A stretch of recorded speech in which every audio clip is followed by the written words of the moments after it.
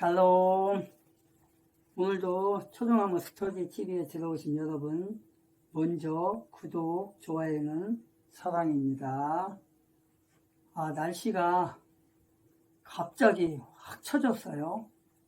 비가 오고 나서 영하 10도, 11도까지 지금 확 떨어져 있네요. 엄청 춥네요, 날씨가. 거기다 이제 눈까지 오는 바람에 밖에가 되게 미끄럽습니다. 그래서 조심해야 될 것 같고요. 이 추위가 언제 누그러질는지는 모르겠는데, 눈이 오고 이렇게 날씨가 추면 땅이 얼어붙을 텐데, 눈도 잘 안 녹을 텐데, 걱정입니다. 내일 모레면 이제 크리스마스가 되는데, 크리스마스가 되면 이제 교회에서 많은 행사들이 열리게 될 텐데, 그렇게 되면 이제 청년들이야, 어른 아이들이야 괜찮겠지만 연세가 좀 드신 분들은 활동하기가 좀 불편할 것 같습니다. 연세가 드신 분들은 특히 잘못하면 눈이 왔기 때문에, 눈이 얼어붙으면 미끄럽잖아요. 한번 낙성을 하게 되면, 나이 드신 분들은 칼슘이 부족하기 때문에 뼈가 약합니다. 그래서 뼈가 부러질 수도 있고 금이 갈 수도 있는데 잘 붙지도 않아요. 연골이 안 나오기 때문에. 그런 걸로 인해서 화병으로 가능하면, 연세가 좀 있으신 분들은 땅이 미끄러우면 행사에 참석하지 않는 것이 좋을 것 같습니다. 젊은이들도 넘어지면 위험한데 날씨가 좀 풀렸으면 합니다. 어쨌든 이런 계절 속에서 우리는 하나님 앞에 더욱더 가까이 가기를 노력해야 될 것 같습니다. 밖에를 못 나가는 대신에 유튜브라든가 성경 말씀들 많이 나오죠. 그 다음에 설교 말씀들도 많이 나오고, 또 스터디, 여러 가지 스터디들이 많아요. 그런 것도 들으면서 하나님과 더욱더 가까이 하시는 그런 계절이, 그런 시간들이 되었으면 합니다. 그런 초등학교 스터디를 통해서 함께 나누고 있는데, 오늘은 사도행전 20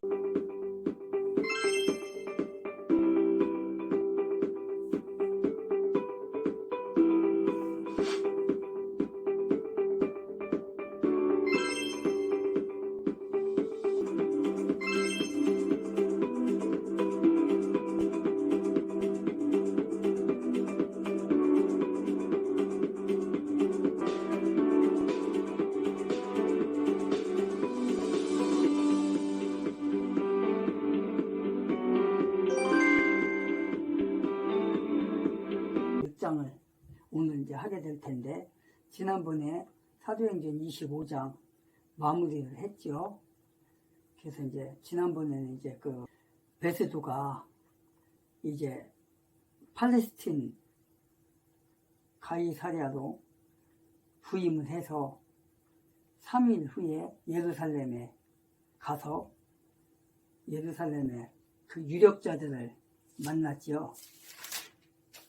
유력자들을 만나서 거기서 많은 대화들을 나누었고, 또 유대인들과 대제사장들이 그 사도 바울의 재판을 예루살렘에서 하게 해달라고 그렇게 했죠. 그랬는데 베스도가 그걸 거절을 했죠. 그리고 거절을 하고 가이사랴에서 하겠다, 예정대로 하겠다, 이렇게 해서 이제 열흘 후에 가이사랴에 내려와서, 내려온 그 다음날 재판을 열게 되었죠. 재판을 열게 되었고, 거기서 사도 바울이 여러 가지 이제 자기의 이제 그 예수 그리스도와 하나님과 성령에 대해서 이제 해명을 했습니다. 해명을 하니까 베스도가 뭐라고 얘기를 했냐면, 사도 바울한테, 그러면 당신이 예루살렘에 가서 재판을 받겠냐 이렇게 물어봤어요. 그러니까 사도 바울이 아니다. 나는 카이사르 앞에 서야 되겠다. 이렇게 얘기를 했어요. 그래서 알겠다. 그러면은 카이사르 앞에 보내주겠다. 이렇게 했어요. 그러니까 재판이 끝났어요. 그리고 사도 바울을 헤롯 궁전 감옥에 저도 갖다 뒀죠. 그러니까 그 다음에 이제 아그리빠 왕이 베니게와 함께 가이사랴로 왔죠. 와가지고 이제 거기서 이제 그 아그리빠 왕에게 베스도가 설명을 했어요.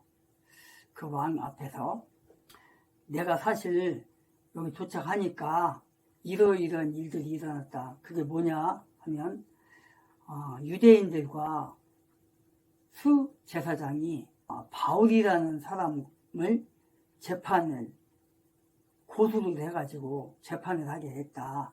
그랬는데 재판을 하는 도중에 그 바울이라는 사람이 말하기를 나를 고소한 이유가 예수 그리스도를 전한다는 제목이었다. 들어보니까 뭐 미신에 관한 거 예수가 죽었는데 살았다 하는 그래서 예수를 믿어야 구원을 받는다. 나는 그런 재판 과정이었다. 그래서 내가 생각할 때는 이거는 죄라는 생각이 안 들었다. 뭐 로마의 법을 어긴 것도 아니고 민족적인 종교를 가지고 싸우는 거였다. 그래서 내가 놔주려고 했지만 죄가 없으니까. 그런데 바울이라는 사람이 카이사르 문재인이 이런 글을 쓰더라고요. 이선균 극단적 선택, 수사기관과 언론 때문이다. 그러니까 지금 조국과 똑같은 주장을 하고 있는 게 바로 문재인입니다. 실제 문재인이 글까지 썼어요. 이렇게 글을 썼습니다. 배우 이선균님의 안타까운 죽음을 애도합니다.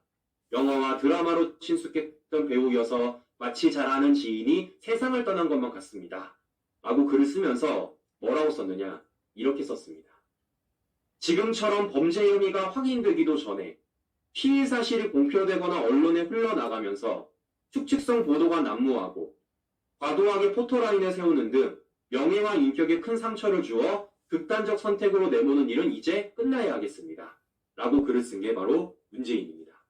자, 그러니까 지금 조국과 똑같이 피해 사실 유출과 관련돼서 피해 사실 공표와 관련돼서 수사기관과 언론을 비판을 하고 있는 겁니다. 문재인의 과거를 보여드릴게요. 과연 문재인이 피해 사실과 관련돼서 남 탓을 할 수 있는지, 수사기관과 언론을 비판할 수 있는 자격이 되는지 제가 보여드리겠습니다. 자, 과거 문재인이 뭐라고 말했었냐면요. 이런 말을 했어요. 성범죄 가해자의 강력 대응을 지시하면서 직장에 즉각 통보하라고 말했던 게 바로 문재인입니다. 네?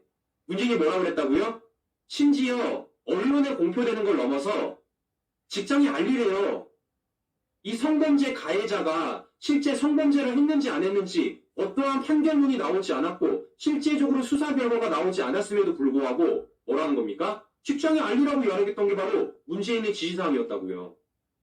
심지어 문재인이 뭐라고 얘기했냐? 이렇게 얘기했습니다. 수사 시 가해자 해당 직장에 즉각 통보하라고요. 네? 수사가 끝난 것도 아니고 수사가 시작하자마자 직장에 알리래요. 그 사람이 실제적으로 성범죄 가해자인지 아닌지 그 어떠한 수사 결과도 안 나왔는데 아직 수사가 본격화되지도 않았음에도 불구하고 수사를 시작하자마자 직장에 알리라고 말했던 게 바로 문재인입니다. 아니, 이런 사람이 피해 사실과 관련돼가지고 말할 자격이 있습니까? 아니, 아직 수사가 시작도 안 했는데 더 나아가서 그 수사 결과가 나오지도 않았는데 심지어 법정에서 판결도 안 됐는데 수사가 시작하자마자 직장에 통보하라고 얘기하는 게 이게 말이 됩니까? 이런 말을 문재인이 해놓고 이제 와서는 이선균 씨와 관련돼서 뭐라고 말하고 있는 겁니까? 수사와 언론기관 때문에 이성균 씨가 극단적 선택을 했다. 피해 사실, 유포, 이거 문제 있다. 라고 말하는 게 바로 지금 문재인이라는 겁니다. 이 얼마나 내로남불입니까, 신규 여러분. 보시는 것처럼 좌파들은 죽음이라는 기준을 두고서도 자신에게 유불리를 따지고 있다는 겁니다. 뭐 하는 겁니까? 자신에게 불리할 때는요, 그 죽음에 대해서 침묵하고, 자신에게 유리할 때는요, 그 죽음에 대해서 정치적으로 활용을 하고 있는 게 바로 이 좌파들의 행태라는 거예요. 저는 치가 떨려요, 이런 부분에 대해서. 자, 저는 이렇기 때문이라도 문재인은 찍소리하지 말아라. 그래서 피의사실 공표와 관련해서 할 말이 없다라는 겁니다. 자, 무엇보다 그렇게 피의사실 공표와 관련돼가지고 문제가 있다고 생각하면은 박근혜 대통령 때 하지 말았어야죠. 박근혜 대통령 불법 탄핵 과정 속에서 실제 박영수 특검이 그거를 수사하고 매일같이 언론 브리핑을 했는데 그때는 찍소리 안 했잖아요. 그때 오히려 박수 쳤던 게 문재인과 조국 아닙니까? 그래놓고 이제 와서는 윤석열 정부의 수사와 관련해서 비판을 하기 위해 지금 이성균 씨의 죽음까지도 SNS에 올리고 있는 이 둘의 모습을 봤을 때 정말 이 좌파들은 용서가 안 된다. 정말 사람답지가 않다. 라는 생각을 제가 한 번 더 가지게 되었다는 겁니다. 자, 이렇기 때문이라도 절대 이 좌파들이 활기를 칠 수 없도록 우리가 진짜 총선에서 이겨야겠다. 라는 생각을 제가 한 번 더 가지게 되었다는 거예요. 앞에 서게 해달라고 해서 상소를 했기 때문에 내가 그렇게 하기로 했다. 이렇게 이제 설명을 했어요. 그러니까 그 아그리파 왕과 버니게가 나도 그 사람을 보고 싶다. 만나고 싶다. 이렇게 했어요. 그러니까 베세도가 그럼 내일 만나게 해주겠다. 그 다음날 사도 바울을 끌어다가 아그리파 왕과 베니게 앞에 세워요. 그게 이제 청문회죠. 청문회를 하는 과정까지 우리가 봤어요. 아그리파 왕 앞에서 사도 바울이 역시 그 베스도에게 처음에 재판에서 했던 그 얘기를 그대로 한 겁니다. 그런 장면까지 지난번에 했습니다. 오늘은 이제 사도행전 26절 1절부터 이제 하게 될 건데 오늘 한 12절까지 하게 될 것 같습니다. 함께 나눠보기로 하지요. 대충 여기 이 장을 보자면 이제 바울이 아그리빠에게 자신의 일생과 개종하게 된 동기를 이제 설명을 하게 되는 장면이 나옵니다. 그래서 이렇게 설명을 하는 가운데 이제 예수의 복음을 전하게 됩니다. 이게 이제 설명을 하다 보니까 자기가 살아온 사도 바울 자신이 유대인으로 살았었는데 그래도 예수를 믿는 사람을 잡아다 죽이는 데 앞장섰고 감옥에 가두는 데 앞장섰었는데 내가 다메섹이라는 그곳을 가다가 예수를 만나고 나서 복음의 사도로서 이렇게 살아왔다 하는, 그래서 은연중에, 그러니까 어쩔 수 없이 이 아그리빠 왕에게 자기가 복음 전도의 전도사가 됐다는 것을 또 설명을 하게 됩니다. 변증하는 가운데. 그래서 베스도가 이 변증을 듣고 어떻게 했어요? 바울을 정신병자라고까지 이렇게 취급을 하는 걸 봤습니다. 이 사도 바울은 뭐라고 하냐면 아그리빠와 버니게에게 설명을 하면서 나는 정신 나간 소리를 하는 게 아니다. 나는 내가 이 자리에 지금 수갑을 차고 있는데, 쇠사슬을 묶인 채 있는데, 이것들 외에는 당신들도 아그리빠 왕이나 버니게나 여기 있는 모든 사람들이 예수 그리스도를 알기를 원한다. 그 생명의 구주를. 당신들이 나를 모욕을 하고 육체적으로 고통을 주고 이렇게 하고 있는데 나는 예수 그리스도의 복음의 사도로서 지금까지 살아왔다. 비록 지금 이 자리에서 내가 수갑을 차고 쇠사슬을 이렇게 묶인 채 있지만 이거 외에는 아그리빠 왕이나 버니게나 베스도나 여기에 있는 모든 사람들, 모든 사람들이 다 예수 그리스도를 믿기를 원한다. 생명을 얻기를 원한다. 이렇게 이제 얘기를 하게 돼요. 줄거리가 그렇습니다. 그래서 오늘은 이제 1절부터 12절까지 하게 될 것인데, 아그리빠 왕이 이제 자리한 가운데 청문회가 열리게 됩니다. 6장 사도행전 26장 1절에 보니까, 때에 아그리빠가 바울에게 이르되 너 자신을 위해 말하는 것을 허락하노라 하매, 아그리빠 왕이여, 유대인들이 나를 고소한 모든 일에 관하여 내가 이날 왕 앞에서 나를 위해 답변할 터이므로 다행으로 생각하니, 3절에 이는 특히 왕께서 유대인들 가운데 있는 모든 관례와 문제를 잘 아시는 줄 내가 알기 때문입니다. 그러므로 인내하시며 내 말을 들어주실 것을 간청하나이다. 이렇게 말하고 있어요. 지금 3절까지. 그러니까 지금 뭐라고 합니까? 바울이요? 바울은 유대인들이 자기에 대해서 송사하는 모든 내용을 아그리빠 앞에서 지금 어떻게 하는 거예요? 해명하게 된 것을 다행으로 생각한다. 지금 이렇게 말하고 있어요.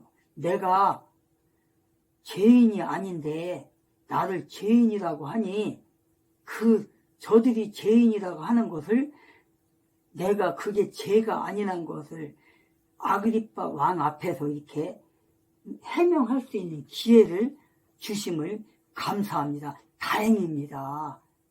이렇게 말을 해요. 다행스럽게 생각한다. 이 말은 어떻게 보면 이렇게 해석할 수 있어요. 행복하다. 행운이다.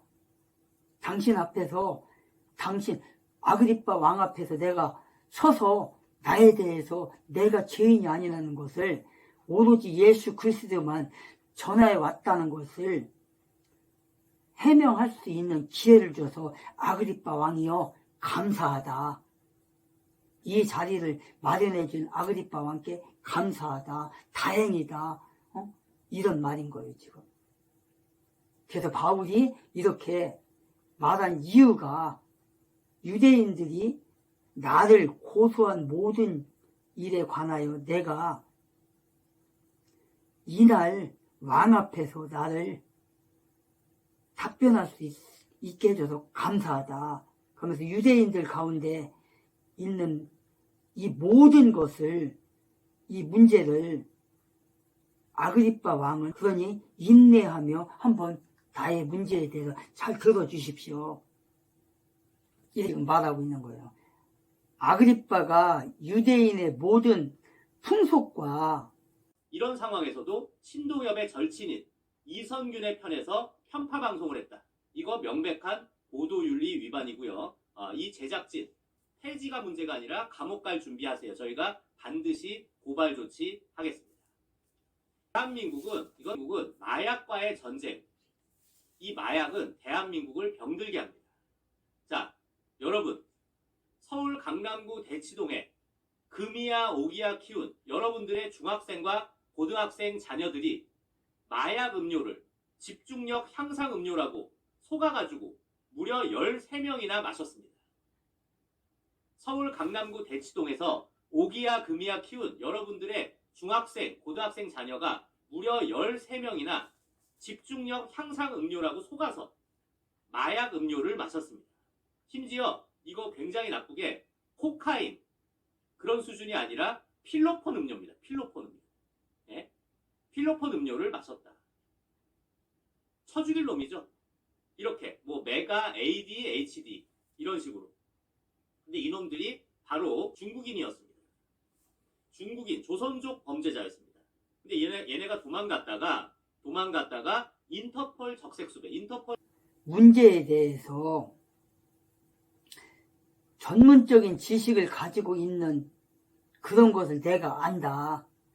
아그리빠 왕은 지난번 25장 마지막에서도 말했던 것처럼 아그리빠 왕이 어떤 사람이라고요? 아그리빠 왕이 유대인들, 이스라엘이라는 나라의 종교를 어느 정도 알고 있어요. 그렇다고 뭐 그걸 믿는 건 아닙니다. 신앙을 갖고 있는 건 아닌데 이 이스라엘이라는 지역에 유대인들의 신앙을 알고 있어요. 이 아그리빠 왕이. 왜 그러냐면 아그리빠 왕이 지난번에 얘기했던 것처럼 14마을을, 지역을 다스리고 있는 왕이기 때문에 약 한 5, 6년 동안을, 5, 6년에서 길게는 10년 동안을 이곳에서 왕노릇 했기 때문에, 그래서 유대 민족들이 어떤 신앙을 갖고 있는지 알아요. 그렇다고 해서 자기는 신앙으로 받아들이는 게 아니라 미신으로 그냥 알고 있는 거예요. 그런 배경이 있어요. 그러기 때문에 지금 사도 바울이 그 왕에게 이렇게 얘기를 하는 거예요. 왕에게. 그게 뭐라고 얘기를 해요? 3절에 보니까, 3절 중반절에 보니까 왕께서 유대인들 가운데 있는 모든 관례와 문제를 잘 아시는 줄 내가 알기 때문이다. 이렇게만 하고 있어요. 관례가 뭐예요? 관례가 이스라엘 나라의 유대인들의 그 모든 관례를 알고 있다는 거예요. 그런 거를 어떤 신앙을 믿으며 어떤 배경에 살고 있다는 것을 아그리빠 왕이 아는 거예요. 그래서 지금 사도 바울이 그 얘기를 지금 끄집어내는 거예요. 지금 그 얘기를. 그래서 유대인들의 모든 풍속과 문제에 대해서 아그리빠 왕이 알고 있는 거예요. 그래서 그걸 끄집어내는 거예요. 지금 전문적인 지식을 가지고 있는 것을 알고 있는 거예요. 지금 바울이라는 사람이, 이 사도 바울이. 그래서 바울의 문제를 정확히 판단할 수 있는 사람이 누구다? 아그리빠 왕이다. 그래서 지금 이렇게 말하고 있는 거예요. 또한 바울이 개인적으로 아그리빠에게 그리스도를 증거할 기회까지 지금 주어진 거예요. 왜? 이스라엘이라는 나라에 살고 있던 이 사람이 기독교에 대해서 어느 정도 알고 있잖아요. 예수에 대해서. 그런 가운데 복음을 전할 수 있는 기회까지 지금 얻은 거예요. 지금. 그래서 이렇게 설명을 하고 있는 거예요. 지금. 예수 그리스도를 증거할 수 있는 기회까지 지금 잡은 거예요. 지금. 사실상 아그리빠도 예수를, 이 아그리빠 왕이 어떤 족보를 갖고 있다고 했어요? 헤롯. 지난번에 얘기했죠?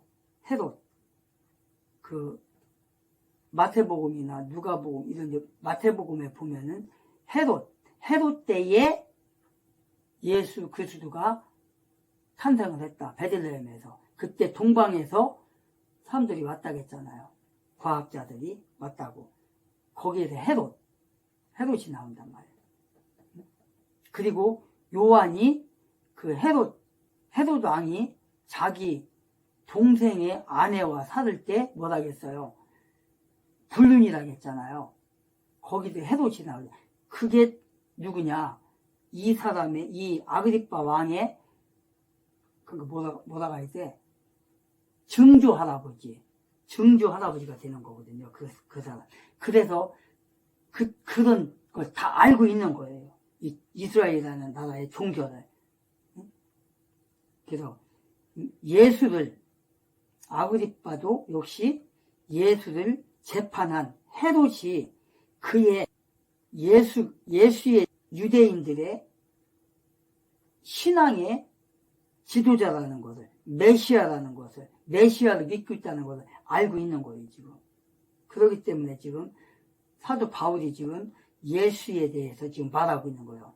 예수에 대해서, 예수의 부활에 대해서, 또 이 아그리빠 왕은 소문으로 알고 있어요. 소문으로. 직접 본 건 아니지만 그런 배경을 알고 있어요, 지금. 이와 같이 그들은 아그리빠에게 그리스도를 증거할 수 있는 기회를 지금 얻은 거예요, 지금. 사실 그리스도를 직접 만났던 다메섹 공원에서 예수 그리스도를 만났던 이 바울이 아그리빠 왕에게 이렇게 복음을 전할 수 있는 것을 다행이라고 지금 말하고 있는 겁니다, 지금.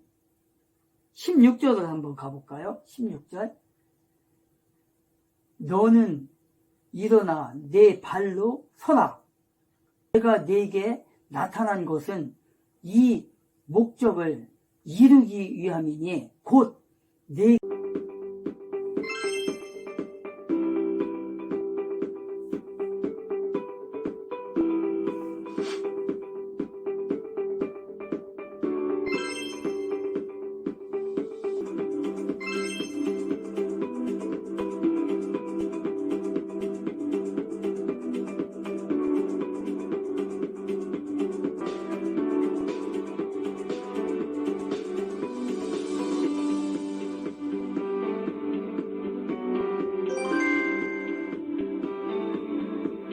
우리가 본 이 일들과 앞으로 내가 네게 나타낼 그 일들에 대하여 너를 사역자와 증인으로 삼고자 함이라. 이게 뭐예요? 다메섹 공원에서, 다메섹 길목에서 예수의 제자들을 잡으러 가던 그 사울이 예수를 만난 그 사건을 얘기하는 거예요, 지금. 이런 바울이 지금 아그리빠 왕 앞에서 지금 이렇게 말하고 있는 거예요, 지금. 이와 마찬가지로 우리에게도 그리스도를 체험하지 못한 이웃들에게 이런 복음을 증거할 기회가 주어진다면 정말 그 기회를 잃지 않고 버리지 않고 잡아야 된다는 거예요, 우리도 역시. 누구처럼? 사도 바울처럼. 이런 복음의 역사를 우리도 놓치지 말고 행해야 된다는 거예요. 28장, 마태복음 28장 19절에 가보면은 무슨 말씀이 나오냐면요. 그러므로 너희는 가서 모든 민족들을 가르치고 아버지와 아들과 성령의 이름으로 그들에게 침례를 주며 20절에 보니까 무엇이든지 내가 너희에게 명령한 모든 것을 그들에게 가르쳐 지키게 하라. 보라 내가 세상의 끝까지 항상 너희와 함께 있느니라. 이렇게 말하고 있어요. 뭐예요? 항상 복음 전하기를 게을리하지 말라. 지금 이런 말인 거예요. 마가복음 16장 15절에서 16절에 보면 무슨 말씀이 나오냐면요. 그분께서 그들에게 이르시되 너희는 온 세상으로 가서 모든 창조물에게 복음을 선포하라. 믿고 침례를 받는 자는 구원을 받을 것이나 믿지 않는 자는 정죄를 받으리라. 이렇게 기록하고 있어요, 지금. 그러니까 뭐예요? 어느 자리에서건 누구 앞에서건 지금 세상으로 말하자면 대통령 앞에서건 국회의원 앞에서건 판사 앞에서건 검사 앞에서건 경찰 앞에서건 누구에게든지 간에 시간과 장소 어느 곳을 가리지 않고 기회만 주어진다면 복음을 전하라는 거예요. 예수 그리스도는 생명이십니다. 예수 그리스도를 믿어야 구원을 받습니다. 라고 지난번에도 제가 예화로서 했지만 만약에 우리가 실수를 해서 죄를 지었다든가 모함을 받아서 죄를 졌다든가